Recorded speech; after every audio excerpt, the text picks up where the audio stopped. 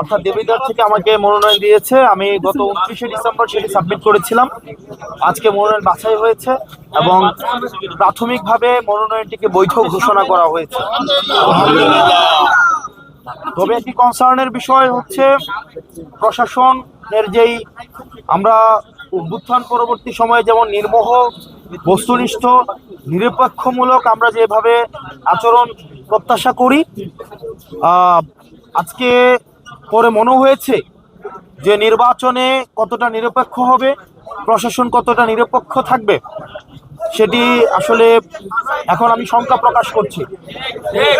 পর্যাপ্ত যুক্তি, পর্যাপ্ত তথ্য থাকার পরেও আমাদের একজন প্রার্থী উনি ব্যাংক ডিফল্টার, উনি উইলফুল ব্যাংক ডিফল্টার। উনি একাধিক আর্থিক প্রতিষ্ঠান থেকে বিগত বিভিন্ন সময়ে উনি লোন নিয়ে সেটি আর ফেরত দেয়নি। দেশের অর্থকে উনি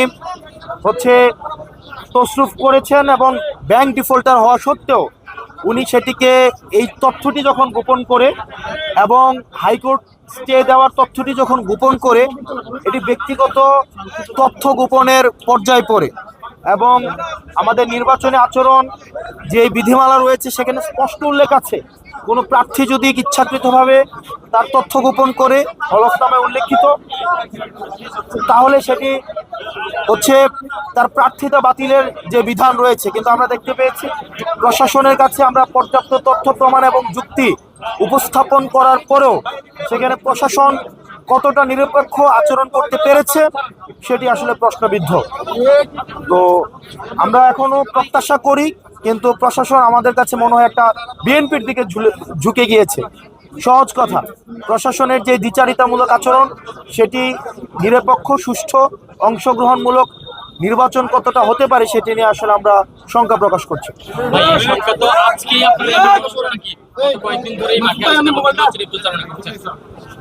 আমরা বিভিন্ন সময়ে যে প্রশাসনের যেই দেখেছি যে জুলাই গণঅভ্যুত্থানে ইতিমধ্যে পরবর্তী সময়ে বিভিন্ন সময় অনেক হামলা হয়েছে।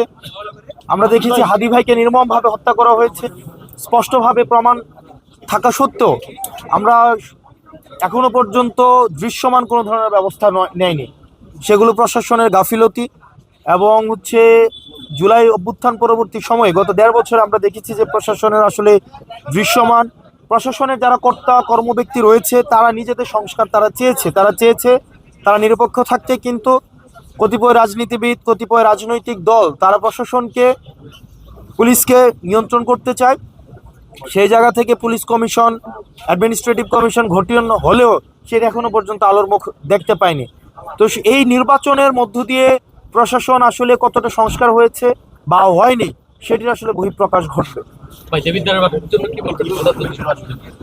দেবিদ্বারবাসীর জন্য বলবো, দেবিদ্বারের মানুষের কাছে প্রত্যাশা এবং আহ্বান থাকবে, আপনারা ভোট দিতে আসবেন।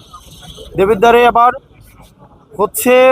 আমরা চাই, এতদিন পর্যন্ত আপনাদের ভোটাধিকার বঞ্চিত করা হয়েছে, এখন আপনাদের ভোট দেওয়ার সুযোগ আসছে, যোগ্য প্রার্থীকে বেছে নেওয়ার সুযোগ আসছে।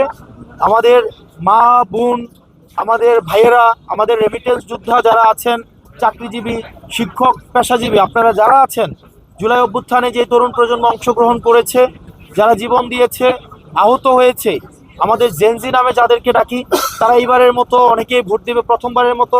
আমরাও প্রথমবারের মতো আমরা ভোট দিব, এই প্রথমবারের মতো মনোনয়ন করেছে এবং আমাদের সেখানে বাংলাদেশ জামাতি ইসলামী সহ আমাদের যে জোট যেটিকে সমর্থন দিয়েছে অর্থাৎ শাপলাকলি, এই আমরা বিশ্বাস করি ফেব্রুয়ারির 12 তারিখ দেবিদ্বারবাসীর সবার ভোটে শাপলাকলির বিপুল বিজয় আমরা ফেব্রুয়ারি 12 তারিখ উদযাপন করবো এবং দেবিদ্বারবাসী সেটির জন্য অপেক্ষা।